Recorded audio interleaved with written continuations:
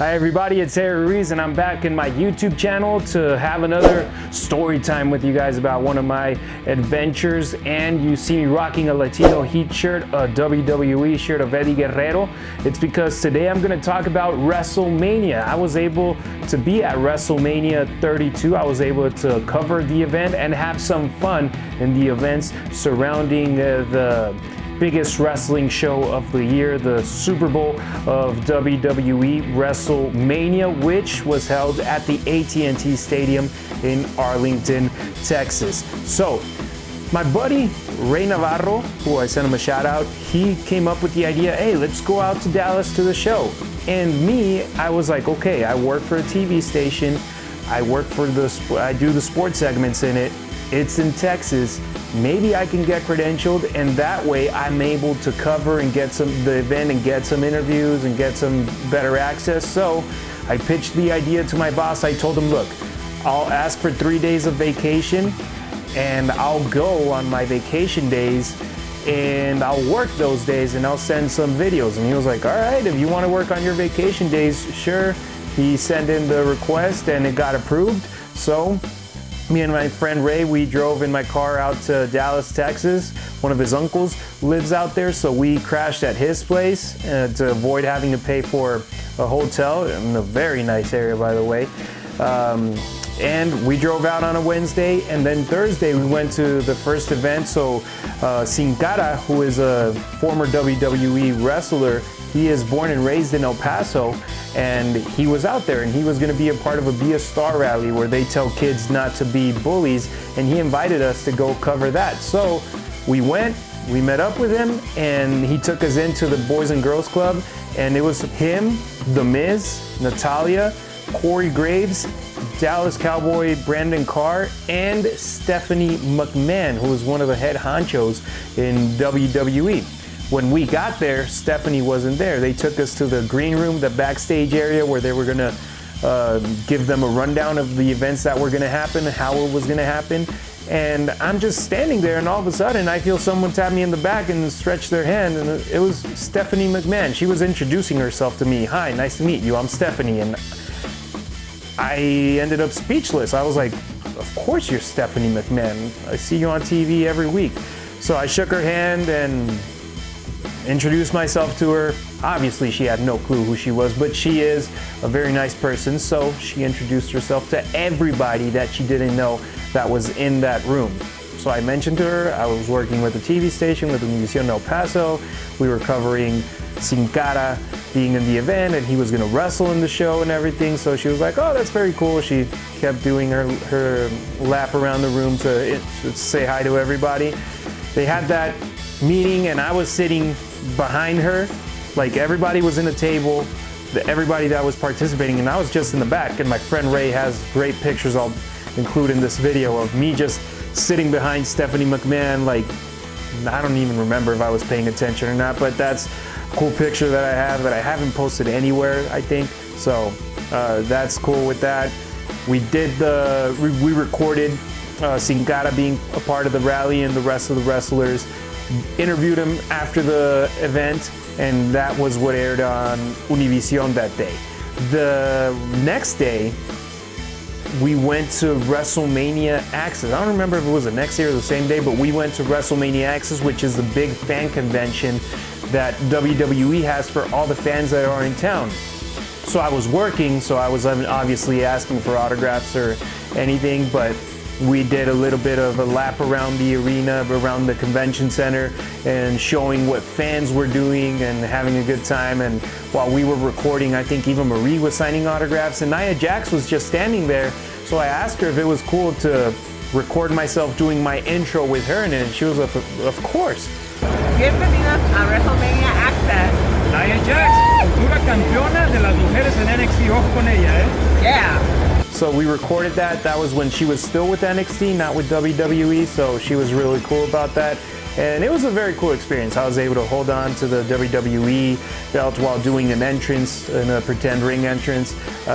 It was very cool. That WWE Fan Access, they do a great job with that. And if you're a WWE fan, I would recommend you, if you ever go to WrestleMania weekend, you absolutely have to go to one of those events.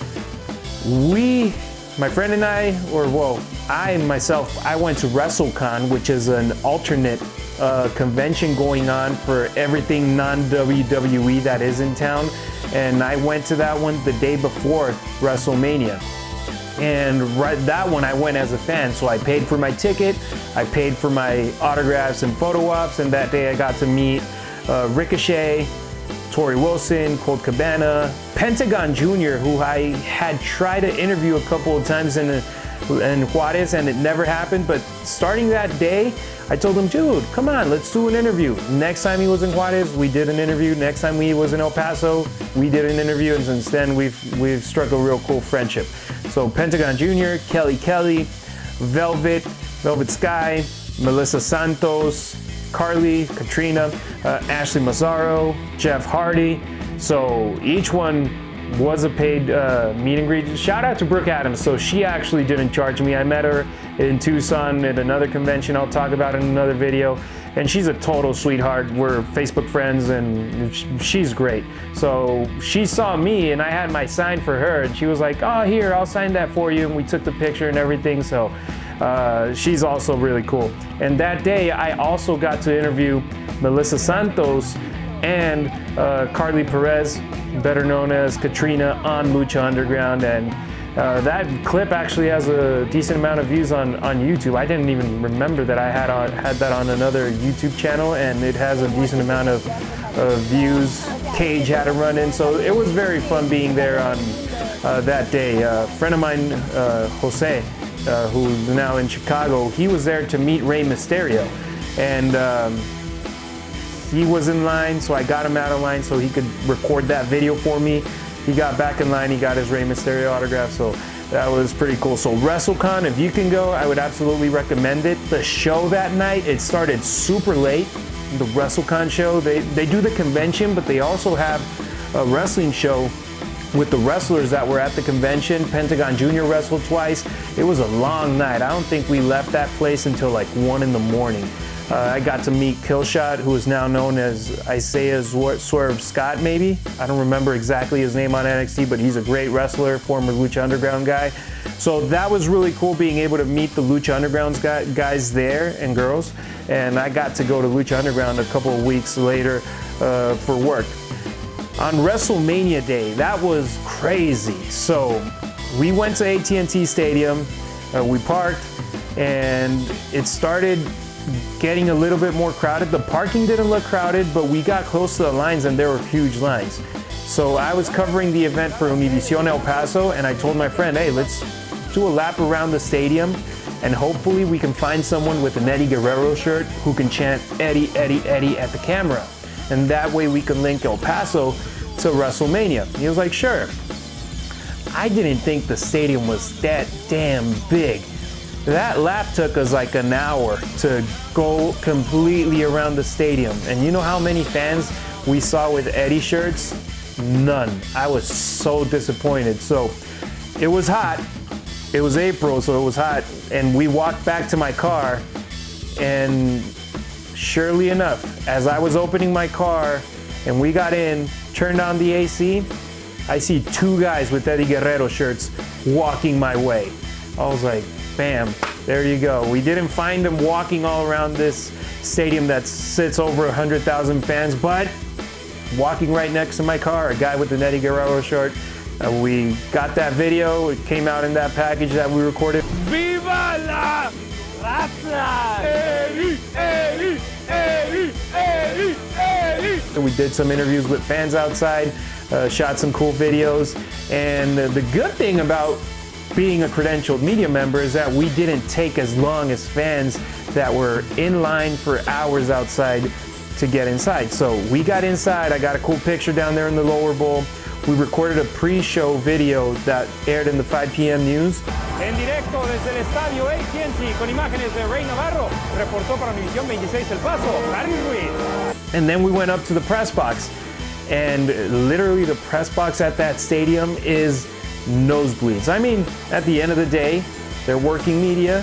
It doesn't matter where you're sitting, but I was like, damn, I can't enjoy the show from up there. So one day I hope to go to WrestleMania as a fan and enjoy the show that way.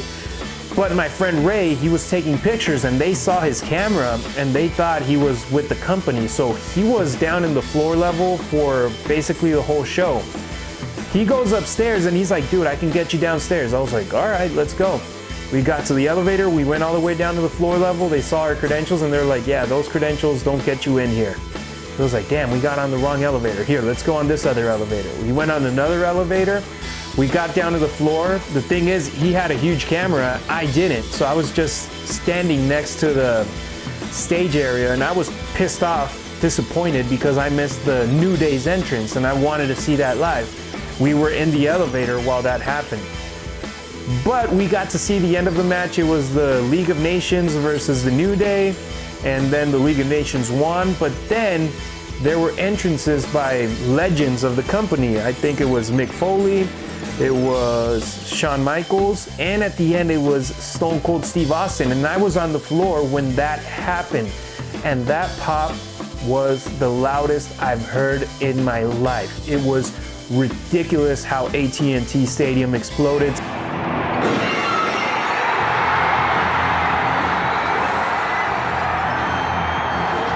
So that was my highlight of WrestleMania weekend, was being able to be in the stadium with 100,000 fans in the stands and Stone Cold coming out for a surprise appearance, and that explosion was amazing. Of course, I told my friend, I was like, dude, I'm going back to the press box because there's a lot of people walking by and they don't want me standing here. So I went back upstairs, I watched the rest of the show from up there. It was weird because a huge plexiglass separating the press box and the arena, and you had to watch the show in the huge screen that they have there at AT&T Stadium because from the nosebleeds you can't see anything.